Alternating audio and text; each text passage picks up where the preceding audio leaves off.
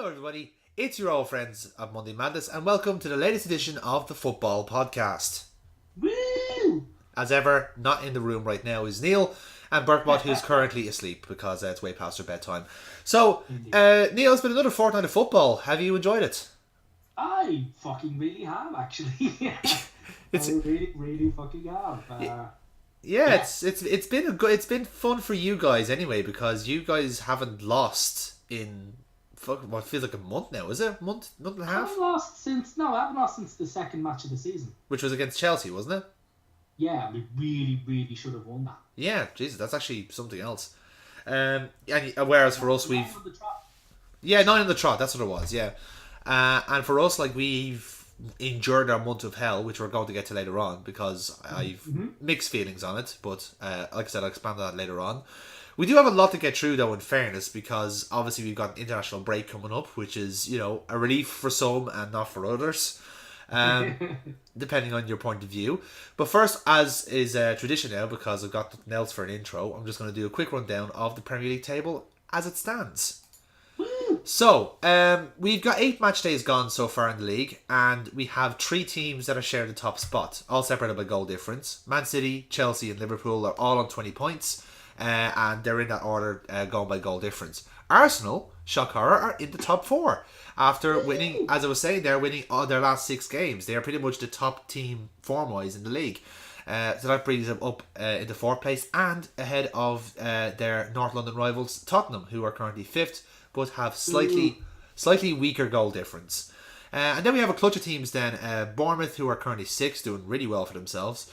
As is Wolves, newly promoted, 7th in the league at the minute, 15 points out of what was a maximum 24. That's not bad going at all for a promoted side.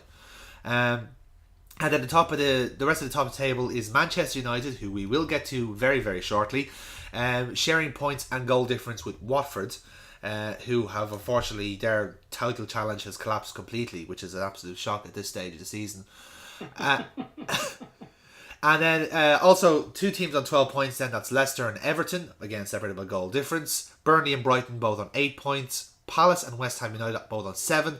And then flirting with the relegation zone, Southampton and Fulham on 5 points. And still in the drop zone from the last time we spoke to you guys a few weeks ago, Huddersfield, Newcastle and Cardiff all on 2 points. Why am I... Wait a minute, did you say Southampton 17th? 16th.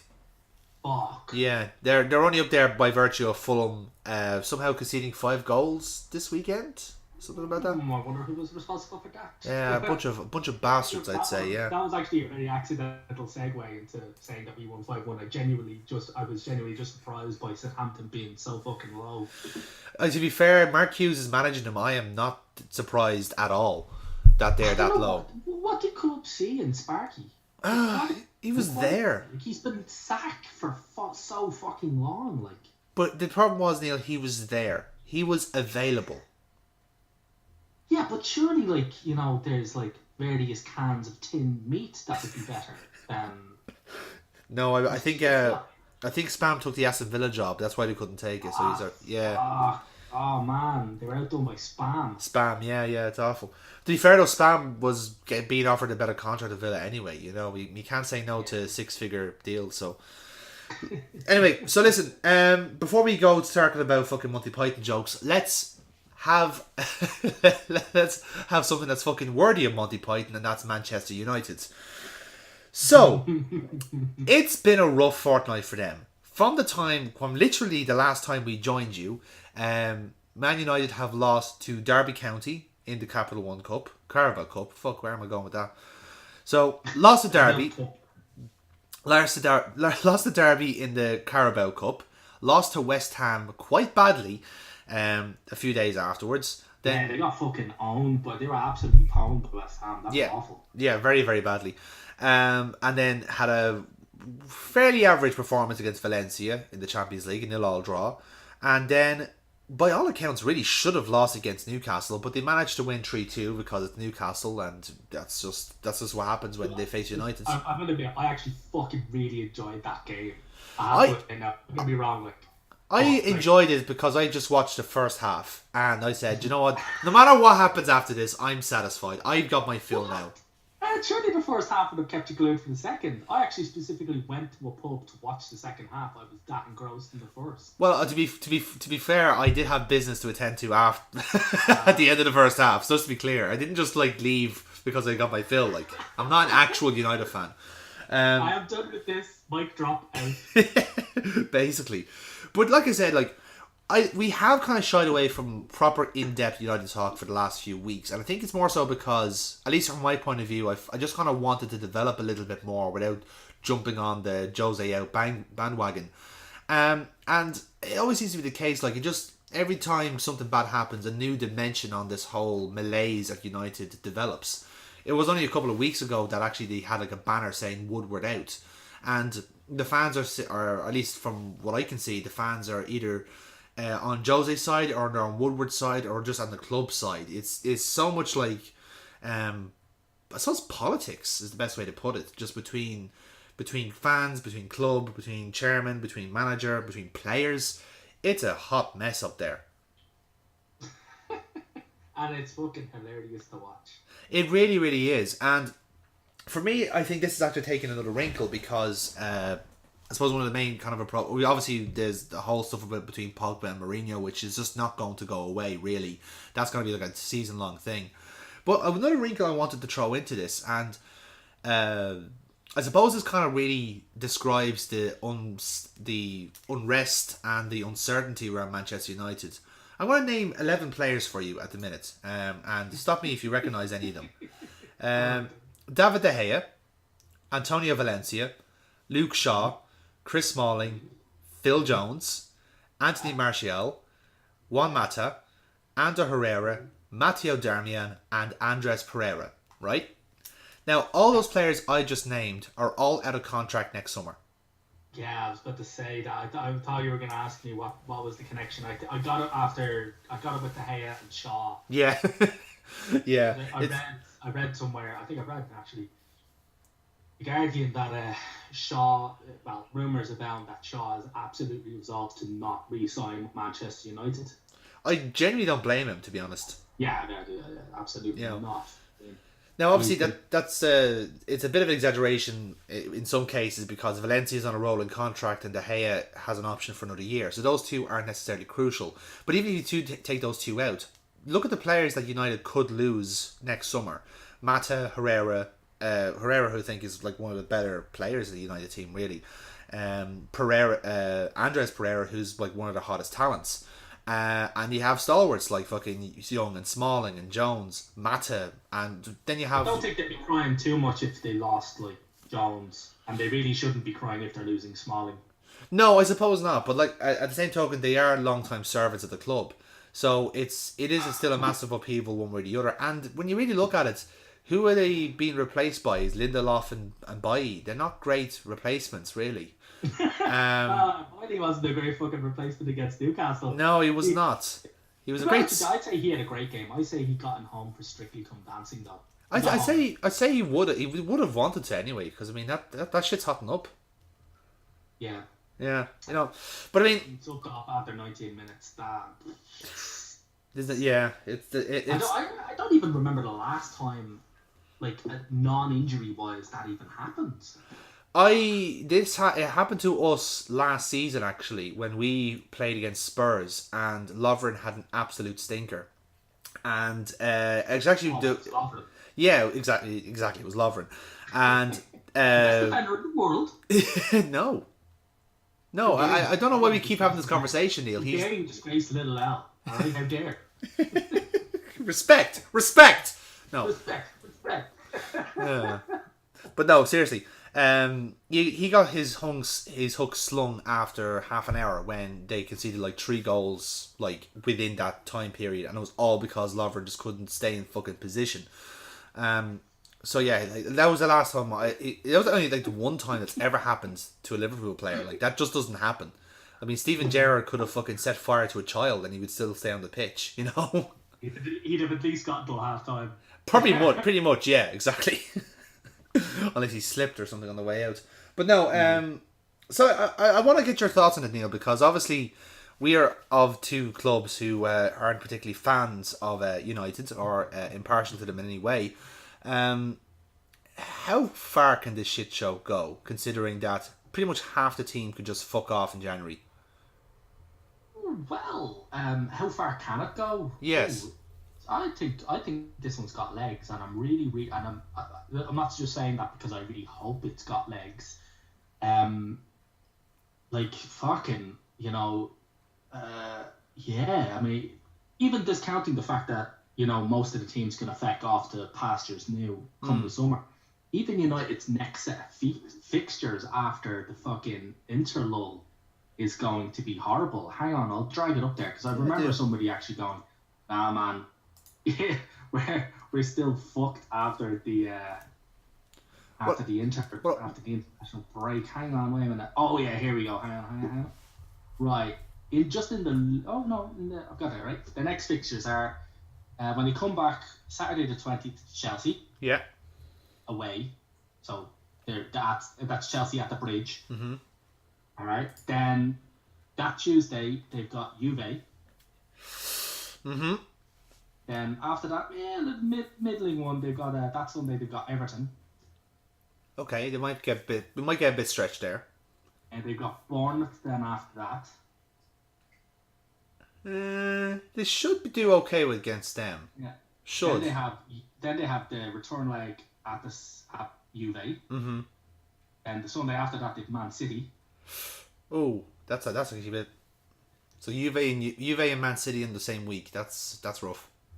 Yeah. And then when they come back, they've got fucking Chelsea and Juve in the same week. So hang on, they're facing Chelsea twice in like a month, basically. They got Chelsea when they come back, then Juve. Oh right, sorry, I misheard you there. Again. Yeah, no, that's fair enough. So yeah, it's gonna be a tough month. Like when you do really look at the fixtures, then, and you see them kind of like 8th place. Obviously, it goes without saying they should have got more out of this start than they did. But, it's only gonna get harder from here, then, isn't it? Well, yeah. I mean, it depends to see. I don't see. Funnily enough, I don't see this 3-2 not miraculous, but this 3-2 comeback really buoying them. Because the malaise that started all of this is still there. Yeah, I see your point there.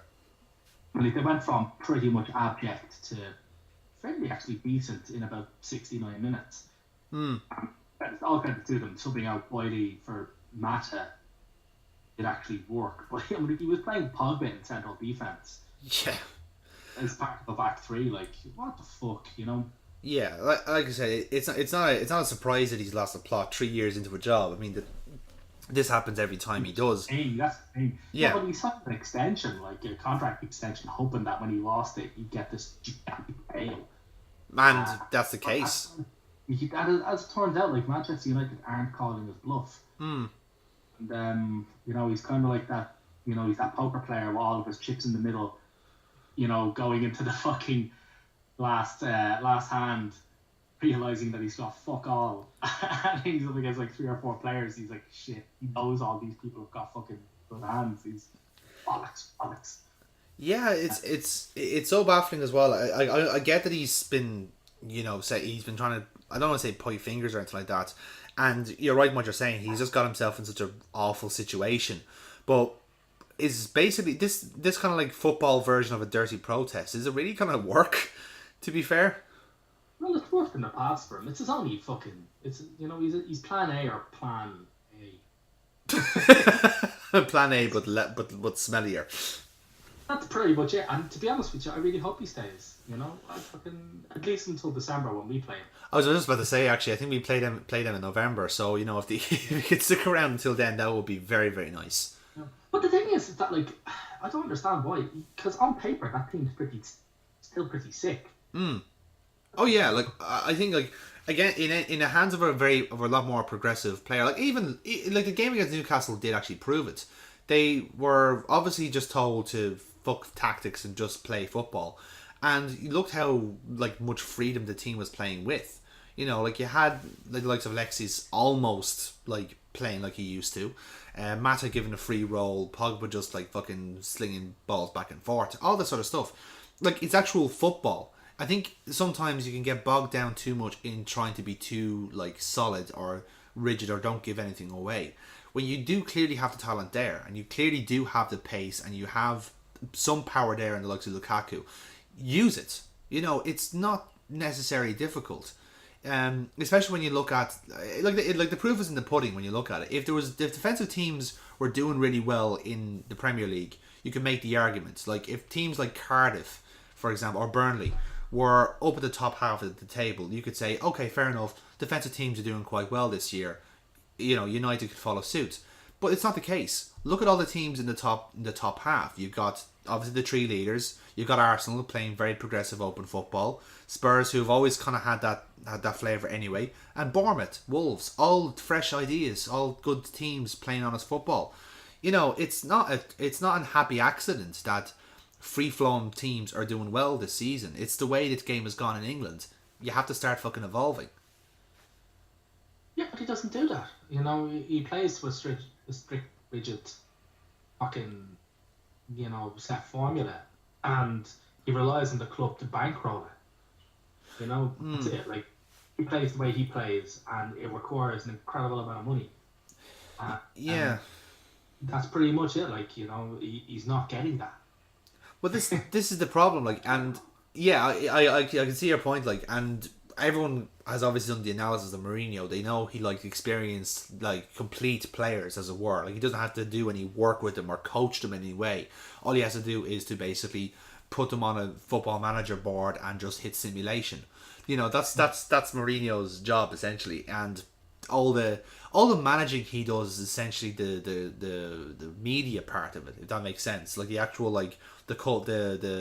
the pageantry around the managing. That's what Mourinho is basically does. If this team has a bad performance, he kicks up a strop, and that's where the headlines go towards. He's always done that. That's a lot of what he does, but also I think he does require. It pains me to say this, but he does require a good amount of credit for the institution that he made. I mean, Boyle was fucking stinking. He was truly, truly awful in that match, and in Mata for him, and just basically packing the midfield, having Pogba drop back. It was actually quite a good. Well, it worked. It won them the match. It won them a match against a team who were 19th in the league and haven't won a game this season. And actually, wasn't the 2-0? Wasn't this the first time they've even gone ahead of the match? Yes. This is the first time they've gone 2-0 ahead all season, or I think all year, or something ridiculous like that. And it's like, I think it kind of proves the case. Like, if this happened for a Cardiff team, it would have been the same thing, or for Huddersfield, you'd be going, this is ridiculous. And it was essentially a ridiculous situation. In terms of the Bailly thing, I get that he made the right call in the end with the substitution and all, but surely he shouldn't be playing. Should have started Mata then if he, you know what I mean? Like, should he have known that Bailly was not going to be able to do it if he's so out of form or just not cooperating, whatever it is? Why play him in the first place and then change your mind 20 minutes later? There's fucking nobody else. I mean, now he's slating McTominay, so he's always got a scapegoat. So whether it be Hazard, Pogba, Bailey, Martial, there's always somebody that you can throw under a bus, Despite but like I said, despite the turnaround, nothing, as I said at the start, despite the turnaround, I don't think anything has been fixed. You see, and this he deserves some credit for the subs, but if he keeps attacking his players publicly, pissing everybody off and shiting on about his record, respect, whenever it goes wrong, it's all going to end in tears, and it's going to be fucking brilliant.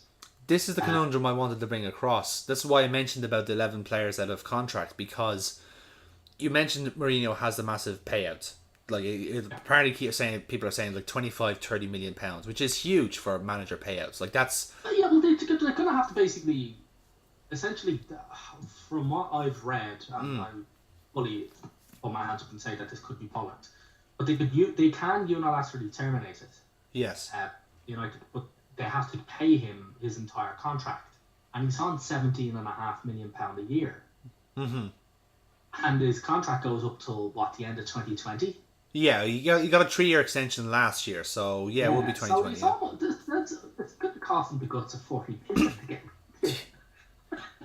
Yeah, and they're going to have to pay it to him to get him out of the fucking club. And the thing is, I think he's kind of overplayed it in that they're not actually. They're like, no, we're not going to pay that much money. You know. So I think a plan B is hurtling towards him in the shape of, well, okay, then you don't want to fucking get rid of me and get somebody else in. Say goodbye to your fucking team. This is the conundrum that I feel like United have to face, because you have option A, which is obviously like not paying out 40 million to Mourinho, keeping him in the job. But how many players is he alienating in the process? Players who are who are going out of contract, who are going to be leaving for free, and let's face it, like players like Martial, I don't know what age he is now, but he probably could leave on a tribunal fee. The other players that are there that could leave for nothing. The likes of, like I said, I know they're not great players anymore, but the likes of Smalling and Jones, they could be gone. The likes of Mata, who will be a huge loss, and Herrera, huge loss. De Gea is obviously going to stay. Doesn't like Mata. Maybe doesn't like Mata, but he's always hated him. He hated him at Chelsea, and then he followed him. He was the one who flogged Mata off to Manchester United in the first place. And he probably and going by that point, you probably let him go again. He launched him across the fucking Thames in a cannon. Whatever, respect it, fuck out. I love it. Blasted him out the fucking window. Didn't even open the window. So it does bring me to the point though, like you have option A, which is stick with Mourinho, or option B, essentially stick with the squad. If you are this fucking ridiculously incompetent CEO, Ed Woodward, you have to choose between one or the other. Do you risk letting basically 9 or 10 players go, and potentially whatever kind of sell-on value you have of actually selling those players outright, or keeping them, whatever you want to do with them, or do you keep with this manager and back him when you can clearly see he has lost the plot? Well, the thing is that I don't know. It's sort of a rock and a hard place. But the thing about it is that I think he said this earlier on in a press conference, in that he stated that he's got really no say. I mean, he can ask for players, but he's got no responsibility for going out and signing them or doing contract share or anything like that. Thinking that he should actually have his title changed from manager to head coach, because he's not a manager. Yeah, no, that's he just runs the first team.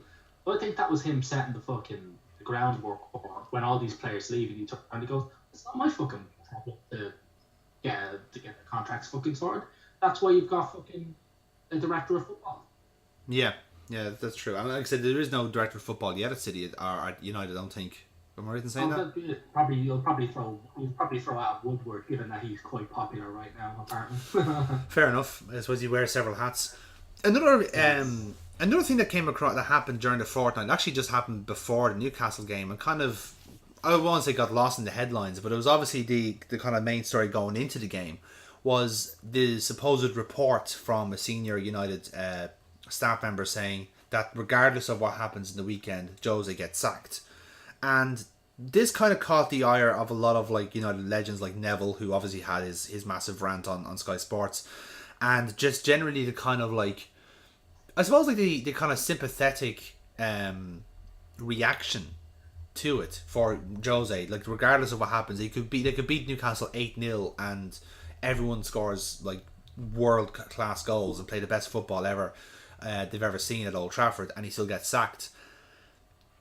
I feel there's something a little bit smelly about that report going out. That was maybe used a bit politically. Yeah, but when I saw that, I knew it was total bullshit, to be honest with you. I mean, he said, Board sent him a text message saying, "Oh, hey, don't read what you read in the papers." So, no, I don't pay any attention to that type of shit. I don't. It's one part of the whole handbags that he's having with his board, and the fans are getting in on it, and I don't know. It's very, very hilarious. Well, would you see? For me, yeah, exactly. You're right. I mean, for me, it felt like a very much a ploy to try and get sympathy, or try and generates some sort of absurd support for United by saying like, no, we'll finally get behind the team now. We don't want the manager to get sacked. Or, to be fair, I didn't get the logic of leaking it anyway. Was it to placate fans by saying, don't worry guys, he's going to be gone soon, or is it to placate the players saying, don't worry guys, he'll be gone soon? It doesn't make sense either way. Yeah, but I mean, you have to admit, like, what you have to see is that kind of little snippet report was kind of like sort of like a teasing punch in a boxing match, at the very beginning of a boxing match, with the two fighters are sizing each other up.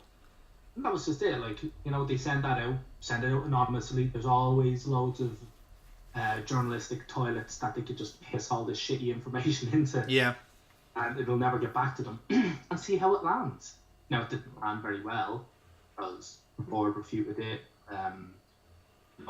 It just didn't carry with the fans, and he wound up fucking winning with the entire all of Old Trafford chanting his name. So that obviously didn't stick, and I guarantee this is the last we'll hear of that. So, okay, that shot didn't work, put that to one side. Well, what's next in the Arsenal? What next can we throw at him? Indeed. He'll throw back then as well. And it's just, this is a dance, it's a fiasco. It's a farce. Yeah, it's a farce, really. Yeah, it really is, and to be honest, that's just how politics like this. It's funny. It's politics being played out in the open by two bodies, Mourinho and Manchester United, don't want to play out in the open. It's weird, isn't it?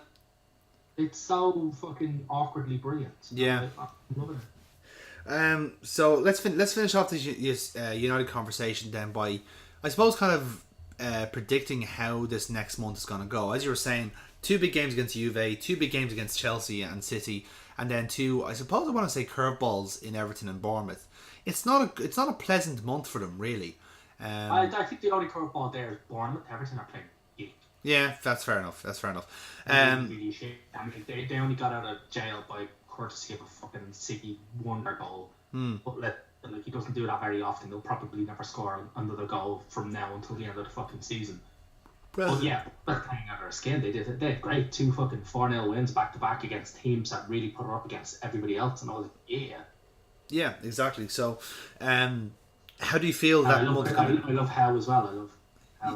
Yeah, no, I think he's I'm actually glad he's having a good start to the year as well, because last year it just didn't really work for him, and like at least now this year it seems a bit more representative of how good that team plays. Yeah, I don't like it when people get his back, because he really is an honest, really good manager. Yeah, him and Chris Hughton. Yeah, exactly. Like 2 genuinely nice people. They're 2 people I have a lot of time and respect for, and I really like seeing them do well. Good stuff. I like that we're trying to lift the mood here by talking about people we actually like. I mean, it's very, it's a lot more pleasant. Okay. I like it. So yeah, so to cap this off then, how do you think this month's gonna go for United? Not good. It's kind of clear that the players aren't really playing for him, and they pretty much won in spite of him, not because of him. Also, he's starting to now slate his younger players, and it's bad enough to slate your senior players, because there is a certain type of veteran or senior player that'll actually take that and own up and go, yeah, look, you know what, I was just stinking last night, you know what, slag me off, I deserve it, I'll put my head down and do it. But when he's going out in press conferences saying, Rashford was sad, or McTominay was scared, I was going, no wonder you fucking melt. Any fucking attacking player would be sad playing in a team that constantly has its brakes on. They constantly put a handbrake on, to use a fucking Wenger term that I know he'll hate. Yeah. McTominay's scared. Again, no fucking shit, Sherlock. In order to try and save his own skin, he's fucking playing him as a centre-half when he's a midfielder, and a young one at that. And asking him to play well enough in a midfield that he's not added to, and putting him in an alien position and asking him to do something that he's not done before. Yeah. It's not going to go well. It's just not. You can't play Pogba at centre back and expect it to go well. It's going to be bad, and he's going to stay there, and it's going to get a bit worse. and then he's gonna have one result. I reckon they'll stuff Everton. And that'll be the result that gives him that's the air pocket in this underwater tunnel of shit. Yeah, I suppose. Yeah, in terms of and the he'll games. possibly draw against Bournemouth or something like that. But see, I've actually noticed that Bournemouth have a really decent record against United lately as well. Like in the last few, they might scrape something against Juve or something like that. Yeah. I don't know. In Everton and something else, that'll be the air pocket that'll keep them going. Yeah, I definitely agree with you there. Out of the fixtures they have, Everton is like the fairly comfortable win there. Like at least in theory, it should be. For me, like it feels like they're just one really disastrous scoreline away from completely capitulating, like, as in like actual like point of no return for this season. When you really look at it, they haven't really faced a team like a proper contenders team this year. They haven't faced a Chelsea, they haven't faced a City or Liverpool. Do you know what? I'd even throw Arsenal at this stage as well. The one team they have faced that's come close is Tottenham, and look what happened there. They lost 3-0 at home. To be honest, I really hope they're still like this. But I'm dying to see fucking Lacazette and Aubameyang do against that back line. To be fair, I would love to see baby Shaqiri just running around the back four himself, just scurrying around like a little fucking puppy, you know. I mean, he's pretty much our team puppy at this stage. I mean, he's still got this little sad eyes whenever Klopp shouts at him. But that's the thing. Like it'll come down to either like going up against Juve away and like massive like 3-0, 4-0, or it'll be up if Chelsea or City really play proper red hot football, like we know they can. Like I think Chelsea are kind of more tempered, but when City are firing, they can score a number of goals against any team. You know, like a 5-0 against Huddersfield or Cardiff is nothing. But a 5-0 win against like a United team that can't keep cohesion of a back four, that is just what City want. You know what I mean? Like a team that don't have their shit together, you know. So yeah, like I said, I feel like there's just one. It's the team is waiting for a calamity to happen. That's the way it is. I think Newcastle was the closest to a calamity they had this season since the Spurs game, and I feel like it's just asking for another one just to keep the pot stirring. And like I said, to be honest with you, it's getting to the stage where it's not even fucking Manchester United anymore. It's fucking Harchester United. It's fucking Dream Team all over again. Like Jose Mourinho's gonna fucking impale like Juan Mata on a hook and accidentally kill him. You know, this is the level we're gonna. Fucking hell. Yeah. He's been trying to kill fucking Mata for years. This is the stage it's got. Like it really, really is. So I would say like obviously we have a few weeks until we talk about this again, but like I said, we're not exactly optimistic for United's chances. In this Happily particular. so. No, happily so, exactly. So let's break the tension a little bit and let's talk a bit about Arsenal. It's been a good fucking few months for you guys, let's be fair. It really fucking has, yeah. At least from my point of view, before obviously I let the Gunner speak about his own team. For at least from my point of view, because I've watched a few Arsenal games, and I suppose like the comparison I want to use is obviously between the first game you've had with Man City and then the game against Fulham. Now, two very different teams, obviously. But there's two main differences I wanted to point out. First of all, obviously I don't want to say the defense has improved. I think it's steadied in a way. I still think you haven't really been tested outside of those first two games of the season. But that being said, having that run of games where you could just like build up a bit of momentum has really helped out. You know, you got very easy games in the Europa League, very straightforward games in the League Cup, and the Premier League games have not been particularly taxing. You've struggled a few times against teams, but that's about it. I think the other thing as well, and I don't want to put it solely down to one or two players that's been selected, but I think Emery is starting to pick the right players in the Arsenal team. Now, I guess I can see that he has some sort of affection for Guendouzi. You know, bully for him, I can accept that. But Torreira was clearly the best option for midfield that you guys had. And since he's been in the team, I think he's been a revelation.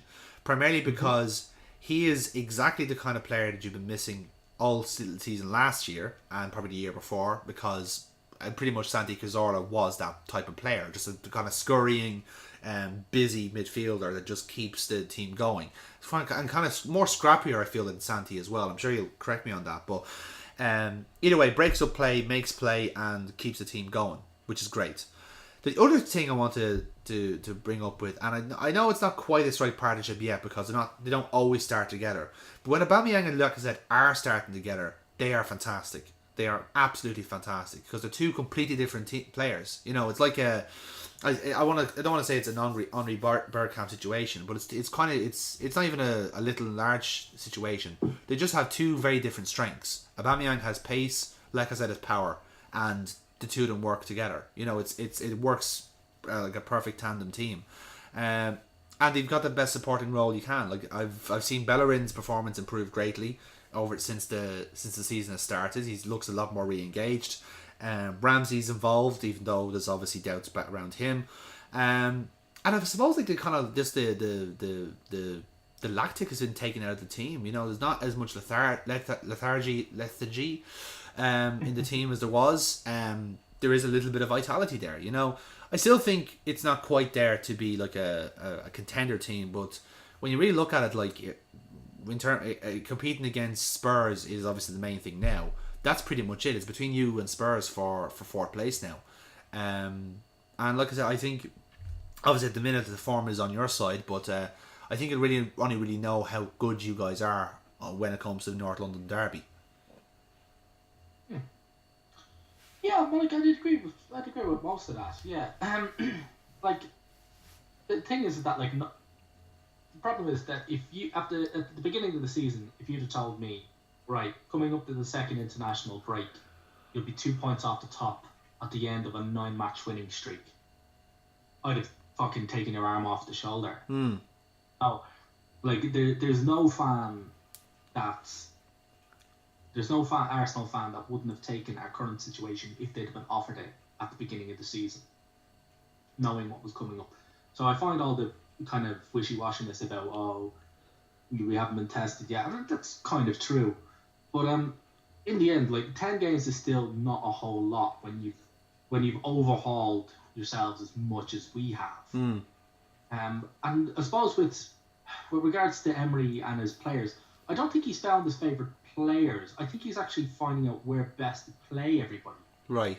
I think I know this may sound quite fucking obvious, but I think he's in particular with the Fulham game, he's found that he's playing players on their strong sides a lot better. You know, in the past, the reason why our midfield's faltered is because he's played, Ozil out on the right, kind of, cutting in onto his left foot, and he's had Ramsey out on the left, and I'm just going, that's just not going to work. It's the other way around. And against Fulham, and this is what really excited me about the Fulham game, is that initially the only real bad thing I could think about Emery was the fact that he'd never really played with a 2 strikers formation. I know he had 2 brilliant strikers at Paris Saint-Germain, but he'd only really one striker. He just had Neymar. Yeah. Who could call up the fucking chairman and go, he's not playing me, or he's trying to make me do stuff, or he wants me to, train on my birthday, could you go talk to him? So I would discount everything about PSG. I think his time at Paris Saint-Germain was an outlier. Yes. One of the things he's really trying to get Lacazette and Aubameyang into the team.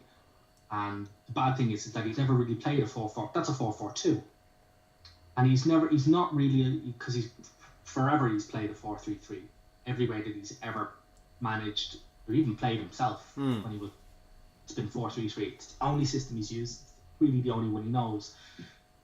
Whereas in Fulham, against Fulham, he lined up 4-4-2. And I was actually literally jumping for fucking joy. I was like, it's a fucking 4-4-2. Yeah. And not even that, I might cut in and just say it was a diamond 4-4-2 as well, which I always felt, at least now with the way your midfield is now, that's the best midfield you could have, because absolutely, you'd be very compact in the middle, and then you let the fullbacks push forward, and it worked out a treat. It really, really does. It really did. I mean, it gave us so much width, and we sliced Fulham apart.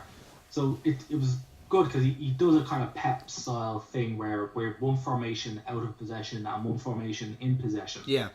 out of possession, it's a 4-4-2 with a high press. He just allows he had Xhaka and Torreira sitting really fucking deep. They were practically on top of Holding and fucking Mustafi. Xhaka actually said, in fact, it was Torreira who was moving more forward of the two, considering that Xhaka's got the far better passing range, the far better long range passing range. But it was Torreira just mopping up in front of him. I think he led hang on, I'm looking up stats for him. It's something like 6 interceptions and 8 ball recoveries over the whole. Like fucking hell. Yeah, it's impressive. Yeah, exactly. It's brilliant, and he's got a great passing range himself. So yeah, he's scrappier. He's definitely scrappier and more of a tackler than Santi Cazorla. He doesn't possess Cazorla's just sheer unbelievable skill on the ball. But then again, humans do. But he does have a good passing range. He's sort of one of those annoying bastard players, if you're the opposition, that whenever he gets the ball, he always knows what to do with it. Yeah. If you get me, it's like just one of those players that has that situational awareness that whenever the ball's clipped to him, even if it's absolutely hockeyed at him, as it was a couple of times, he can get rid of it with a nice one-touch pass. And his main fucking task in this game, in the game against Fulham, was basically to screen Mitrovic. He was to screen balls into Mitrovic's feet. Fucking hell, that name's easy for you to say.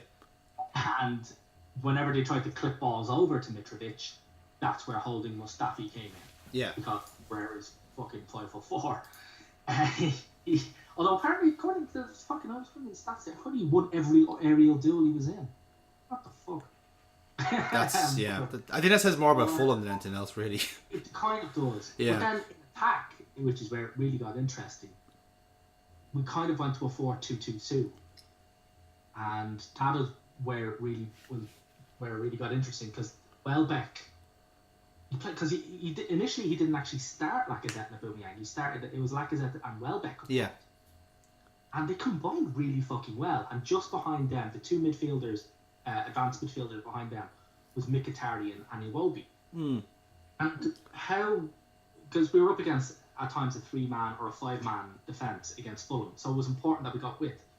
So the fullbacks would run outside. Welbeck, Mkhitaryan, Iwobi, they would all actually kind of tuck in and run in. So essentially we were just outnumbering them 4-on-3, 5-on-3 at times. And it was really fucking good. You know? Really worked out. Welbeck made great runs off the ball to stretch the defence, to allow if it was Monreal or if it was Bellerin, just give them the space to kind of swing in balls or cut them back. And they were just fantastic. And the whole process of using wide players kind of in that inside channel, sort of a bit of a wanky term, using kind of a central winger. And it really fucking worked to great effect. We pulled the defence apart, created loads of holes, and then just give it to Lacazette, who's just a fucking beautiful finisher of the ball. Just really, it's weird. He's one of those players that his legs don't really seem to move, and the ball fucking flies off his feet. I always felt that it was the same way. Like I said, I kind of used to connect the similarity to Anelka when he was younger and red hot. Yeah. And Lacazette is very much a similar. He just, whatever way his stride is, he gets the ball quite fast, and just it must be his momentum or the way he just he slings back the ball first. But there isn't much of a swing back with the foot. But no matter which way, I don't know. It's just a sweet spot he gets with it. Yeah, he's not backlift in that. He doesn't. Yeah, exactly. Backlift. He just strike the way he puts his foot through the ball. Brilliant. And then, of course, we put it out of reach when we brought in our sub. So we brought on Ramsey, played him in the right hand channel, brought on Aubameyang, and just they just cut them apart, And I get what you're saying about Aubameyang and Lacazette being different players, and that is it. Aubameyang is pure out now fucking sprinter. Yeah. Now he can finish, as his two goals against Fulham really showed, because he just absolutely letterboxed them right across, low hard fucking humps across the goal. But he doesn't have kind of that dead eye sniper, Iceman temperament of Lacazette. Yeah. I'm happy with that because we've got like it's their strengths complement each other. You know. There's also two different players to mark as well. Like, I mean, if when you look at it, you have to try and like stick to Aubameyang as best you can because he's just going to beat you on the shoulder. Whereas with Lacazette, you're kind of worried. Well, should I mark him? Is he going to shoot from distance? You know, he's a little bit more unpredictable in a way. At least with Aubameyang. I mean, Lacazette's first 2 goals actually got just from receiving the ball with his back to goal and just hitting it on the spin with the defender like up his anus. So I was like, fuck, you can't really mark somebody who just. And I fucking love that. It's just gets the ball at his feet, clips it up, little pivot, boom, and just bumps it fucking low near post. You know? Love it. So in terms of the obviously we're 8 games gone, and you've kind of like you were obviously before at the start of the podcast you weren't too keen on starting the season against Man City and then against Chelsea, but obviously since then it's 6 wins since then. So how do you feel in the season's going to go for you? You're currently 4th. You're more or less at the same level as Spurs are at the minute. Is that do you feel that's where your position is, 4th, 5th? That's kind of that sort of situation. In all fairness, like, you know, to be honest, the main goal for this season is return to the Champions League. However, if it happens via winning the Europa League, great. If it happens getting top 4, great. If we can do both, ching ching, you know, maybe with a decent cup run. Yeah. And that's pretty much. I'm really, you know, to be honest with you, all kind of the main aim is just getting back into the Champions League. Okay. That's pretty. To prevent the kind of player bleeds that we will inevitably have in 2 seasons. If we should not be there. So yeah, that's just it. And to be honest, in all fairness, I think 4th, you know, or depending on the fall off from the top 3, you know, depending on how that happens. So yeah, no, I'm delighted with where we're going, and we're playing some brilliant football. Yeah, it's funny you should mention player bleeds actually, because I did want to talk to you about Aaron Ramsey, who is the latest of these kind of players who, like, I suppose, like long-standing Arsenal servants, as it were, who are now like kind of looking away, like the likes of Oxlade-Chamberlain, Wilshere, you know, Ozil, I suppose, I put in that category as well. What's your opinion on Aaron Ramsey's situation at the minute? Because it looks like there's kind of like a wait and see approach from his side to see is this like Arsenal side going anywhere, or are there better options on the table? Like I presume it's not all just about money. It's all about, you know, what options. Oh no, absolutely not. Well, it's all about money if it's not a team that he wants to be in. Like, he'll ask for more. To be honest with you, I don't blame. Initially, at the beginning, I don't blame Ramsey at all. Much like myself, he's looking at his Arsenal team and wondering if it's going in a direction that he likes. And he's wondering, he's basically just figuring out, and he's every right to do that. You know, he's been up for 10 years. You know, I don't think only the most cynical bastard would begrudge him running out his contract and just going elsewhere for his payday. He's more than entitled to do that. He's given enough to the club. I'm happy enough for that. But the curious with the Ramsey situation is that, from what I've read, it was the club who pulled the contract. Interesting. There was an agreement. A contract was agreed. It was on the table, and for a 4-year deal, which would have put him alongside Aubameyang and Lacazette in terms of pay. I think it's roughly in the mid to low 200,000s in terms of wages, and then the club pulled it. Too much money. It's unusual to see. It's similar to the situation with Wilshere, in that basically Emery was perfectly honest with him, because I cannot rely on you. If you want to stay, then that's cool. I will use you when I can, but I cannot rely on you until you show me otherwise. And Wilshere basically just took the honesty and left. And again, nobody could begrudge him for that. Yeah. So it's unusual to see, because he's still clearly a very good player. He's a brilliant player. As the goal he scored against Fulham, attests to, he's still useful in this setup. But I yeah, it's difficult to see how this got to go, because it's rare that I've seen like a club pull this move.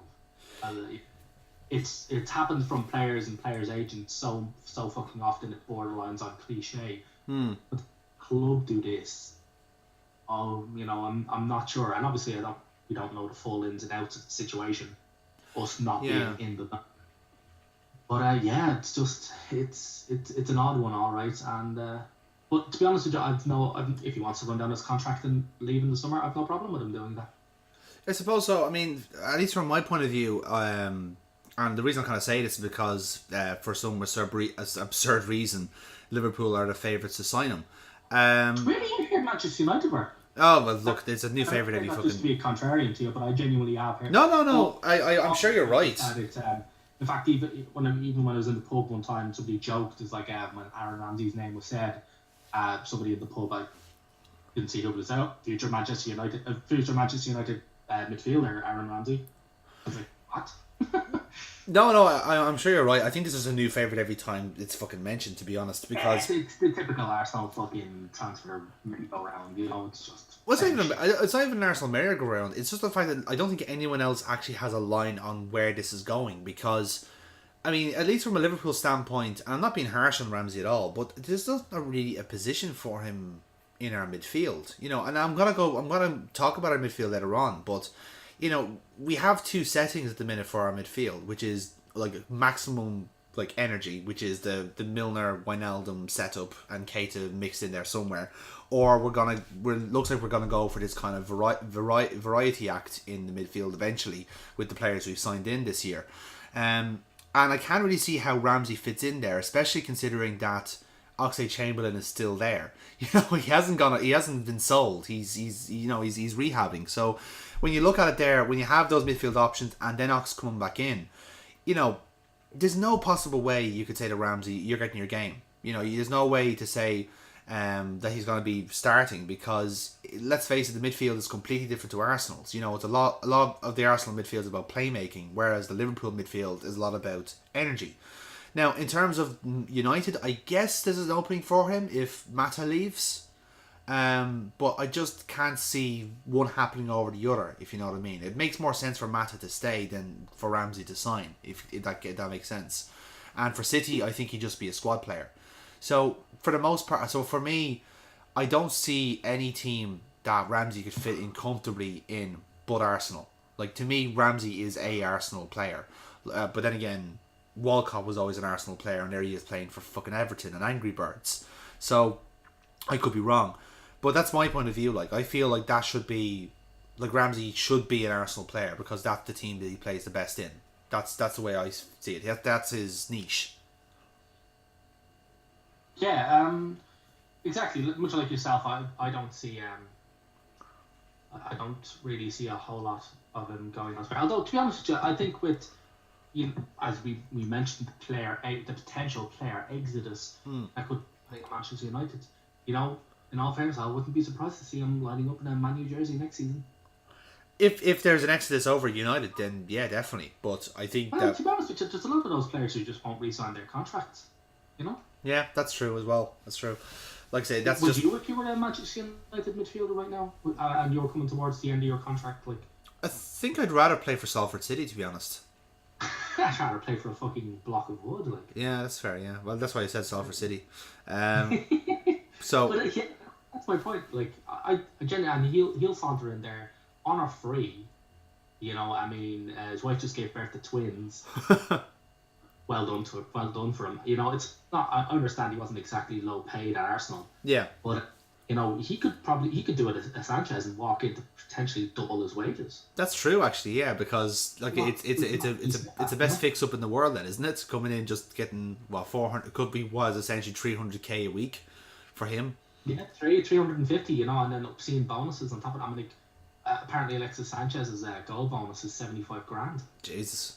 Was money well spent on over the weekend then, yeah. He gets 75 grand as a match bonus. So if he's in a match, he gets 75 grand right off the bat. That's terrible. That's all on top of a basic wage of 370. Yeah. I'll be playing piano to make up that fucking budget. But yeah, so yeah, like I said, I think to wrap up the Arsenal talk, it's been a very good run for you now, and I don't actually think you go up against a top team until ourselves on the 3rd of November. I think you guys have like we don't. There's we've Sporting Lisbon twice. Oh right, yeah, sure. You. So that'll probably be the toughest one, but I reckon we'll be good. Emily's been taking very strong teams to the Europa League. It's clearly a league that he's very close and dear to his heart. So I reckon we'll win them. Obviously, it's going to be nervy. They're a very good team. They're going to take it to us. But yeah, there's every possibility that it'll be 13 on the trot by the time you guys come around. Yeah, I think that could be the case. And like I said, we have like Arsenal are a confident team. Yeah, exactly. And I suppose from our point of view, then leading into that match, we have two fairly straightforward games ourselves. I believe it's Huddersfield away and I can't remember. I think it was Fulham. Fulham at home. So Salah will break his duck there. Yeah, here's hoping. So there's two. He is so fucking desperate. Yeah, I know. I feel for him. So anyway, let's do as well, actually. What's that? I really do as well. Yeah. I really feel like pangs of like genuine like feeling for the guy because he's up his face. He's so fucking desperate for a goal. Yeah, it's unnatural for him to not score at this stage, which does says a lot. He's burning himself out, like desperately trying for it. It's like, no man, you need to relax. Like, I guarantee Klopp is shouting relax at him in that. Aggressive. Unlikely to do anything but relax. I told you to fucking relax! Relax and chill. Don't look at my teeth. No, don't listen to my voice. Don't look at my face. Relax. I'm just getting mixed messages from New York and again. Okay. Well, speaking of that segue, then let's talk about the 20-point club. Then we got three teams that are sharing the lead of the league table as we break for the internationals because they matter. City, Chelsea, and Liverpool. Title contenders now. To be honest with you, I still think it's City's to lose.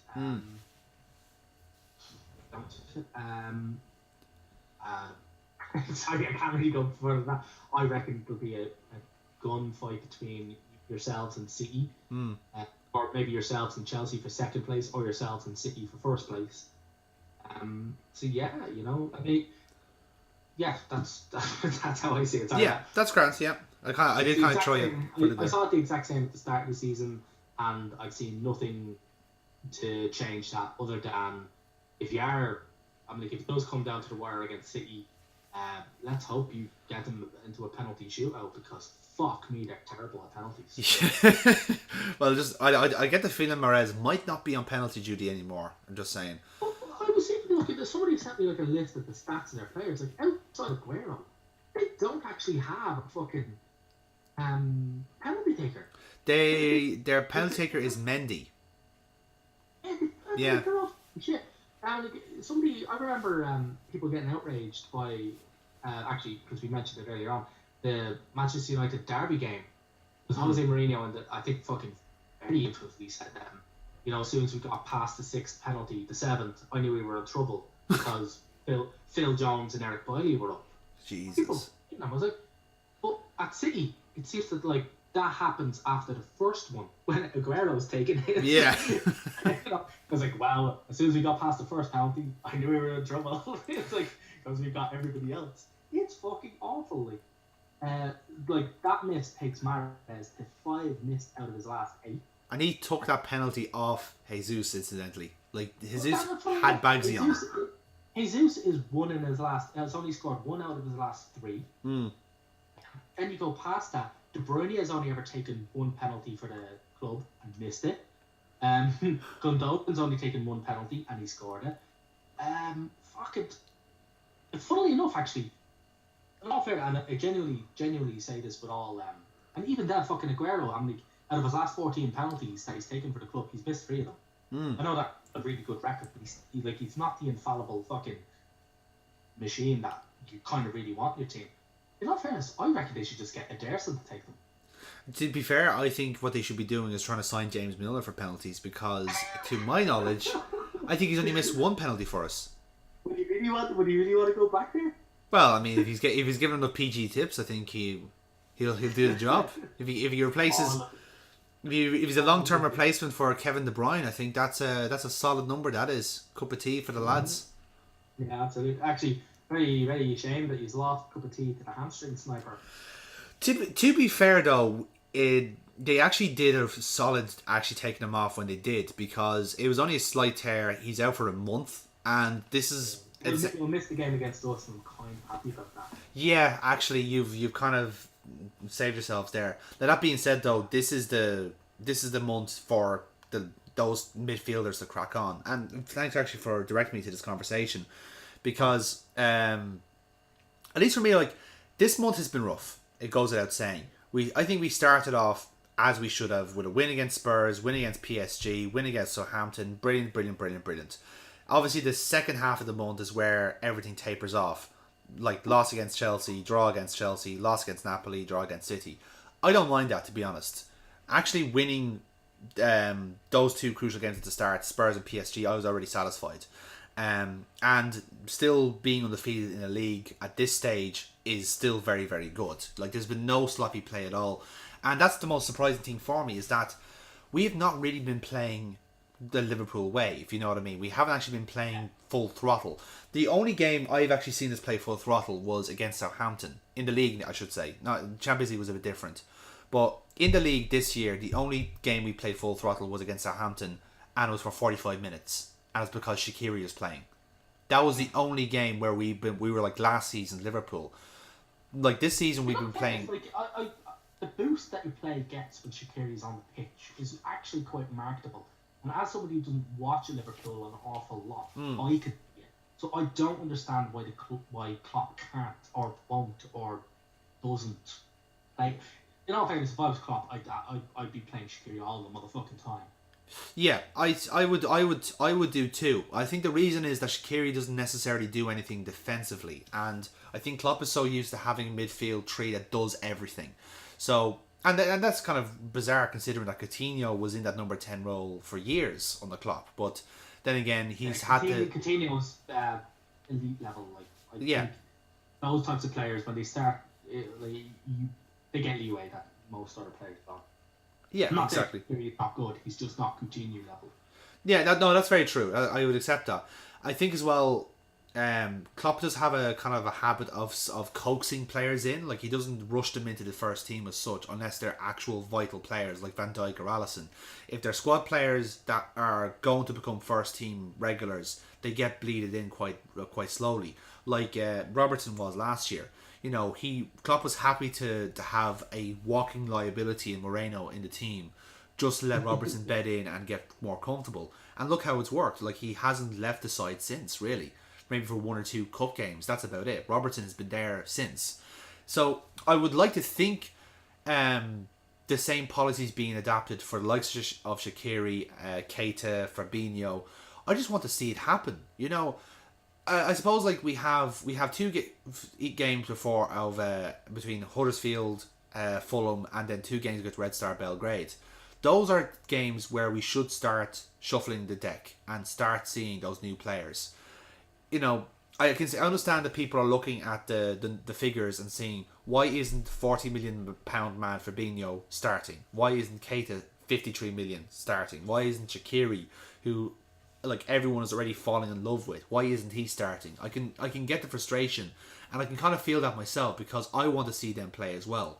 I want to see how this midfield trio looks because it looks great on paper, but we actually haven't seen them play with each other at all, not even in pre-season, I don't think. So it's frustrating for me not seeing this new team come out because, to be truthful, those are 3 midfield players who are all doing different jobs, and let's face it, they're a step above in quality on the likes of Henderson or Wijnaldum, but they're more all-rounded players. These are more specifically deployed, if you know what I mean. They're specialised in a way, and I think Klopp's concern is that it might disrupt the supply to the front 3, but surely if you have Shaqiri as a dedicated number 10, that's more than enough service for those three front players, you know. So I don't see And where he's his it all about himself. Like. yeah, exactly. And I mean, I don't see where his hesitation is. I mean, the perfect example for me was that Southampton game. I think I talked about it last podcast. Well, look how good we played in that for those 45 minutes. We had no right to score 3 goals in that time. We just fucking did. And we did it with a slightly different system. Shaqiri played in a dedicated number 10 role, and that pushed Firmino and Mane out wide, and Salah played as a striker. And primarily was to save kind of Salah from running up and down. It was an energy saving tactic, but it works. It absolutely works because Shaqiri is the driving force of that whole system. So when you have a terrier playing up the field more, and like Firmino does as well, surely that saves the back midfield, the back midfield too, just looking after the defence and being a bulwark. That's all you have to do.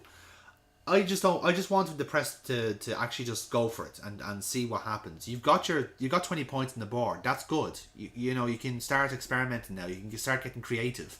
You know, there's no there's no pressure. Didn't we say at the start of this that I don't know who brought it up. I don't know if it was yourself or myself. That it did seem like that he was actually just trying to get his settled 11. And that he was just going to run with that as much as he could up until the second international break, and then start fucking with shit. I was saying it in a previous podcast that like this is actually what he's going to do. So I think you're going to get your wish after the international break. I think we're going to see an awful lot of not an awful lot of rotation because Klopp isn't that type of a manager.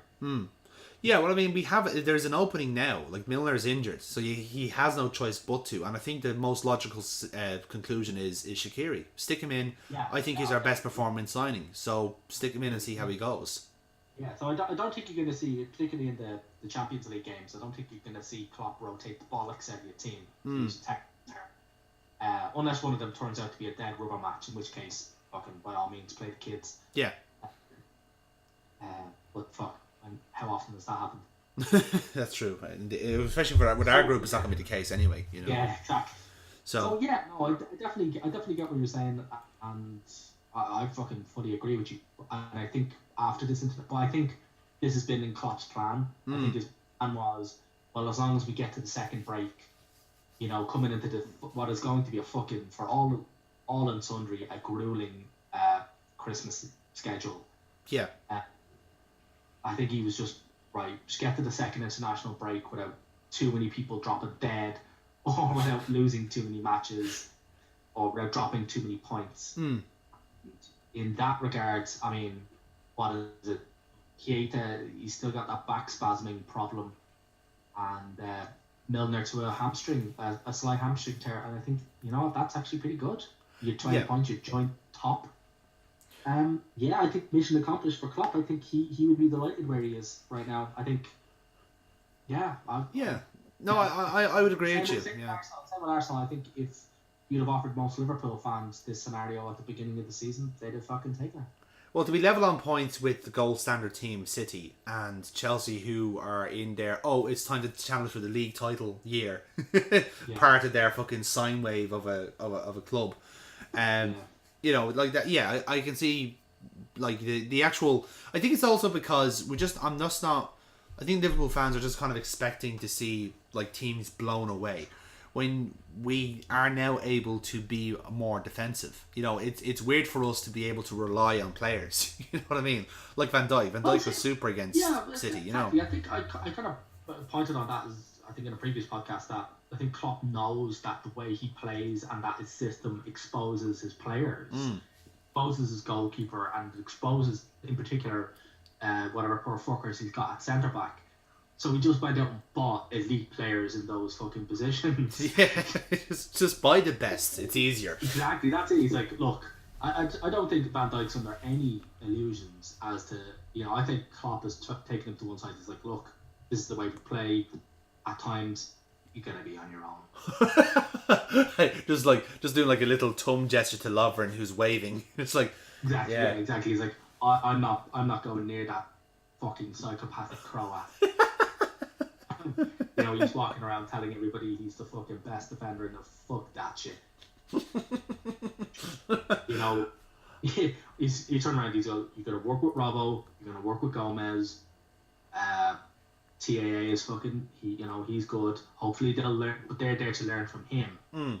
He's not there to rely on them. If you get me. Oh yeah, exactly. Yeah, and to be fair, like same with Allison. I think he's turned around to Allison and gone like, you know what? We paid a shitload of money for you. You're gonna have to work for your salary. You're gonna get it done. Similar to Lino at Arsenal. He's definitely earned his salary. He's been earning his salary. He's been making saves after saves, great saves. Yeah. No, I think Leno's been very good for you guys. All right. He's been fantastic. He's been really, really good. Might touch on him in future podcasts, but I think he's been brilliant. And then I don't actually see goalkeepers making saves as a bad sign. I don't know what it is about. Some people think, oh, a keeper had to make 3 saves in that match. What a travesty! I was like, what the fuck do you think he's there to do? Is that like saying like, oh, our forward only took 3 shots like today? Travesty. Yeah, exactly. But that's my point. It's like, you don't hear people complaining about strikers scoring goals. Why are you complaining about fucking goalkeepers saving shots? Like, I don't get that. Yeah, I'll have to remember that. I'll have to remember that in future. Oh, fucking Sturridge scored goal of the season last week. What a ponce! What a fucking arsehole. What's he doing taking 30 yards? And actually, sorry, I'll take that one back. I genuinely did ask that question to a group of That's right, you did actually. Yeah. What the fuck is he doing taking 30-yard shots? And they just could not give me an answer because they were all in agreement. Like, what the fuck is he doing that? Has he ever done that? He doesn't do that. I'll tell you one thing. I'm actually delighted he's still at the club because there was those 2 fucking games against Chelsea. Like, he really has pulled it out of the bag. Like, it's great. It also shows you the squad depth we have now, where we could just say deploy Daniel Sturridge and he will actually do the job now. There's no like huffing or puffing or struggles with fitness. He does exactly what is needed of him, and that is to score goals. It was going to take a while for him to adopt to Klopp's system. I always believed that it should be that way. To draw a parallel again to Arsenal, I think it always should have been the players adopting to Emery's system rather than him having to adapt his system. Oh yeah, that's how it should work. Yeah, absolutely. That's always how it should work. And Sturridge was very injury prone, and having Klopp's fucking unbelievable work, fucking virtual slave camp of a training system. It was it was always going to take him a while to get his body used to that amount of effort. Oh yeah, I know it's really bad to say that about what is typically an elite athlete. But with regards to like having him being glad to still be at the club, I think Liverpool, if he'd have tried to action away, Liverpool would have really fought for him. You can't really lose genuinely natural. He's still your best finisher. Yeah, that's the thing. Like, he is legitimately our star striker. It's just that Firmino is so much better at everything else. But that's it. But Firmino is one of those players that he's got a bit of he's not he's got the ball in the box. Oh, we're 1-0 up. I don't even have to see what comes next because I know the ball is going into the net. Sturridge is. You get him the ball in the box, give him half a fucking yard. It at the very least it's on target. He's just a natural finisher. Yeah, brilliant. Exactly. And I think can't lose players like that. Weaker. Well, that's the thing. Like, and I suppose that's why I was kind of so dismayed at losing Ings, because Ings is a very natural striker as well. But to be fair, like, he was terribly injury prone. Yeah, well, it wasn't his fault either in a way, like losing the Liverpool position, because he came in like for free essentially. I know we paid like about 10 million to Burnley in the end for him, but like in his first season, like he was just like clicking. He was just scoring goals. Actually, the last goal he scored beforehand was in a Merseyside derby. Brendan Rodgers' last match, actually, funny enough. And then like Rex's ACL almost a day or two after Klopp arrives. Like, he's like Klopp's first injury, and he's gone for a year and a half. That's just rotten fucking luck. And absolutely, yeah. But like the team trundles on. Exactly. I can fully agree with you, but still say no, it was right that he went. Yeah, exactly. I think the real kind of like clinch for what Daniel Sturridge was going to West Brom like on loan last season, because he got relegated there and got like fucking Vietnam flashbacks of what his career might look like, and said, "No, man, I'm staying in Liverpool. Fuck this. I'm not going to the Championship." It's always good to see the grass on the other side and go, oh my god, they've just painted it. It's not green at all.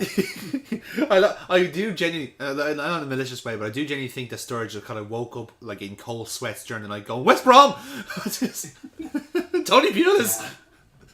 Klopp fucks with him every now and again by walking by him in a West Brom jersey. Or doing the Alan Pardew dance. Yeah. I am the king. and then denying he ever did it. You know, when Sturridge is not, what was that? What were you wearing? Well, I was wearing nothing. What? Are you okay, Daniel? Do more running. Yeah. Can I train early? Can I stay? Can I sign a new contract? I'll just go sleep on the pitch. Just don't make me leave ever, please. Yeah, kind of Manchurian candidate him to fucking stay at Liverpool. Yeah, that's how it works. Or West Bromian candidate more maybe. So yeah, that's enough Liverpool talk then. We just mentioned Chelsea just a little bit because we said before the podcast they're flying under the radar quite a bit. And I think obviously a lot of it has to do with Eden Hazard because he's just been ridiculously good. Like, even by Hazard standards, he is legitimately pulling this team towards being title contenders.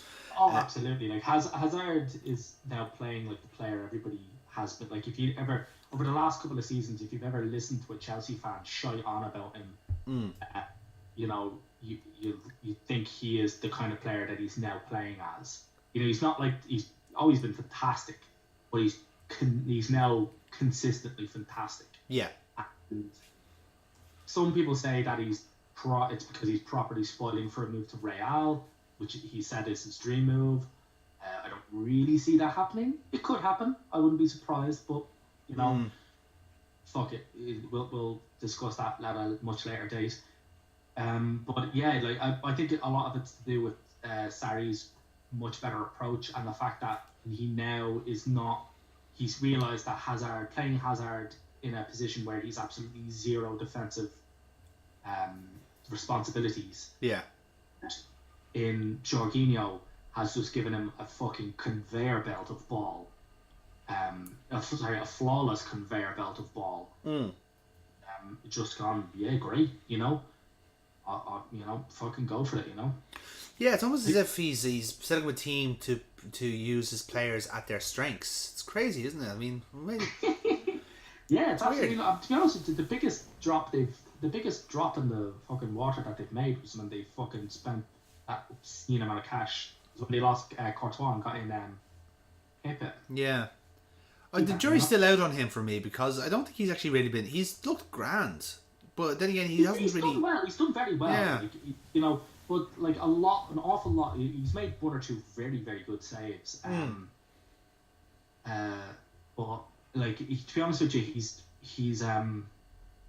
performed exactly how you'd want a £70 million keeper to fucking play. That's what I feel like. Yeah, I feel like his price is proportionate. Like he is. Bear in mind, he costs more than Alisson. You know, so like I'm expecting him to do fucking turnovers, scorpion kicks. I want him to do like fucking play guitar with his feet while also juggling 3 balls. Like I want actual stunts from this man. But he's just been grand. He's been solid. You know, he hasn't fucked up basically.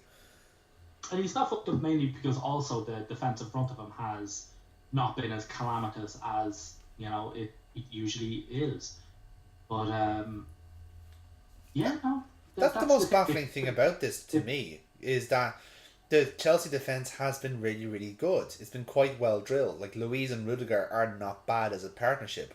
Whereas... In fact, actually, the one match where I saw them being cut to shreds was actually their match against us. Yeah, I was about to say, actually, yeah, because I think that was the one time they conceded 2 this season so far. And fucking hell, it should have been an awful lot more, but you just can't legislate for your players missing off the penalty spot when clear in the box. Like, there's no tactics that's going to offset your fucking players going blind.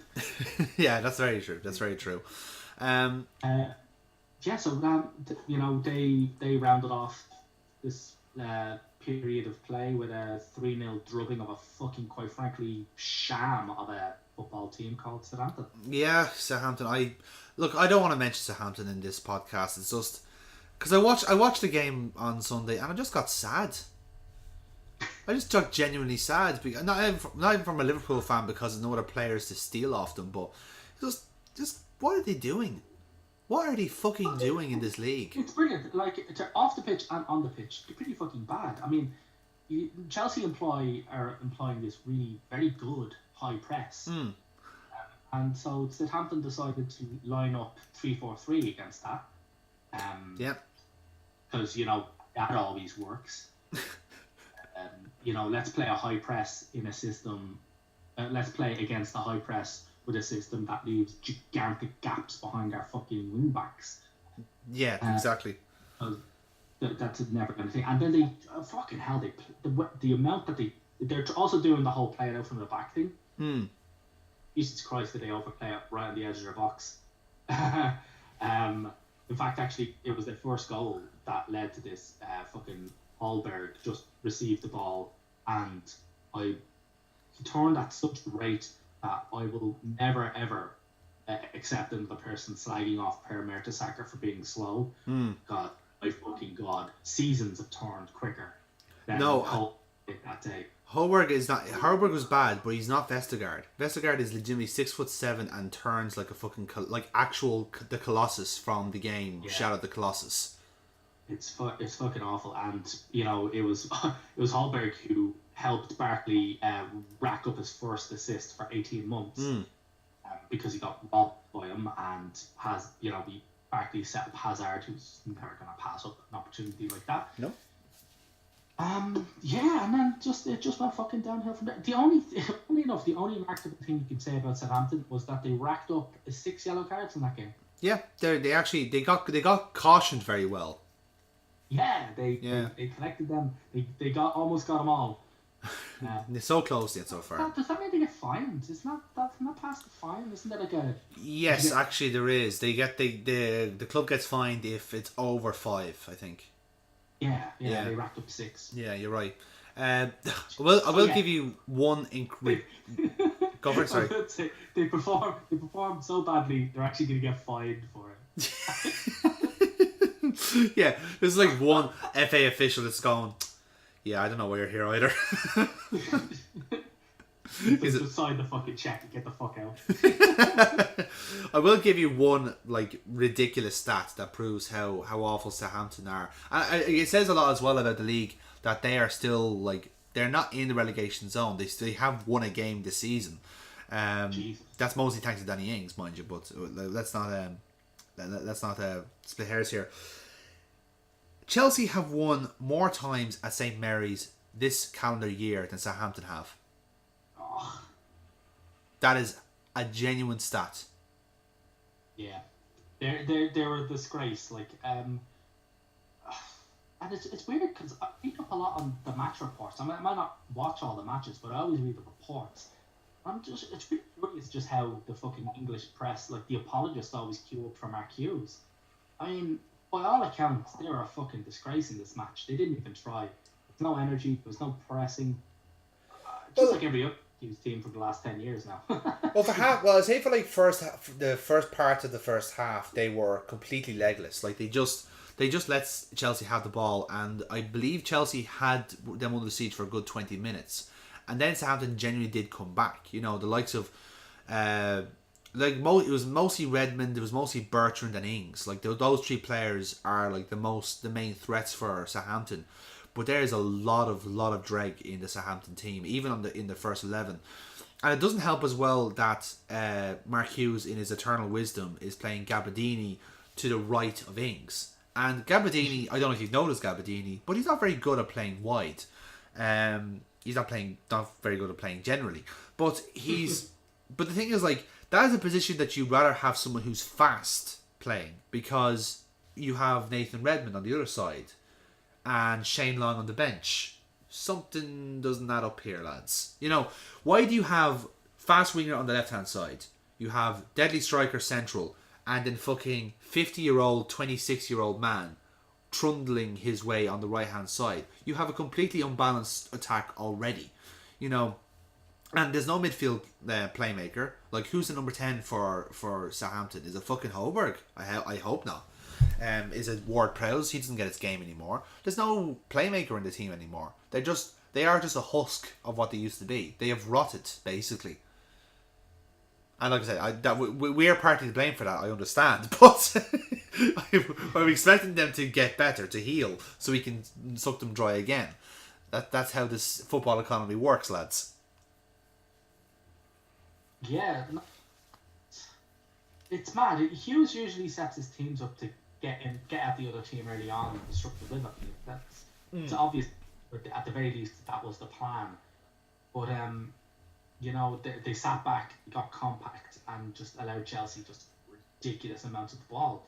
And while it did work in ensuring that Chelsea didn't create much on the edge of the box, they were nowhere near as sharp as they needed to be. Yeah. No. That's a good word to describe Southampton generally, is blunt. You know, it's just like there is at least some level of of talent there, but it's not it's not sharp enough. It's not able to do it. And I think it is down to training. I think it is down to whatever regime's old fucking 19th century training that Mark Hughes does. Because you can clearly see the drop off. Like you see the drop off from coach to coach. Obviously, the other guy they had in was not great either. So I think the inertia already kicked in before then. But having someone like Sparky in does not help. You need people with fresh ideas in. Absolutely. I mean, the thing is, like, if Mark Hughes is the answer, what question are you asking? What is Welsh and sad? Oh, ridiculous, man. But yeah, I mean, it's only a matter of time before the few remaining good players that they have are plundered. Like Redmond's still brilliant. Yeah. He was the only person creating anything when he ran, but it was pretty much him running past his own static players. You know, it's like, no guys, you're meant to be running with me because I got the ball. Yeah, that was really annoying me about the Southampton team. It's just like it is purely the fact that, like, when one person runs, like, that is just accepted. It's like, oh yeah, he's running now, grand. Wait, should I be doing something, or I'm not getting the bat signal, so to run as well. But look at Redmond as well. He'll be gone by the summer. I hope so for his sake. Bertrand as well. He deserves better. But yeah, like, that's pretty much it then. For I don't want to keep talking about Southampton. It's just it's actually just putting, like, dampener on this podcast. Yeah, it's really sad. Yeah. Well, folks, I hope you enjoyed this this edition of the podcast. Sorry to end on such a sour note, but that's what happens when you start talking about Mark Hughes. So Neil, have you got anything exciting for the interval? Are you gonna watch some international football, or are you gonna like me just ignore it completely? Oh, I'm well on ignore now. I don't even know when the matches are on. Same here. I think Ireland are playing against Denmark. I don't want to double check. Yeah. Oh no, we are playing Denmark, and I only know this because one of the guys in work told me, because Eriksson is apparently injured, and he won't be playing, and he racked up a hat-trick the last time we played them. So that's what he was delighted about. Yeah, that's good then. So if we take out the Eriksson goals, then that means we're still gonna lose 2-1. Okay, that's great. Yeah, it's not bad. That's better than I expected. It's better. Pretty much. Good. Anyway, with that being said, then, folks, we will leave you then on the football podcast until next time, when we are back. We'll obviously give the Premier League a few more weeks to develop and see how it goes. But until then, folks, that has been Neil. Yeah. And that I have been Jonathan, and we will see you next time on the football podcast. Until then, take care, everybody. Take care, babe.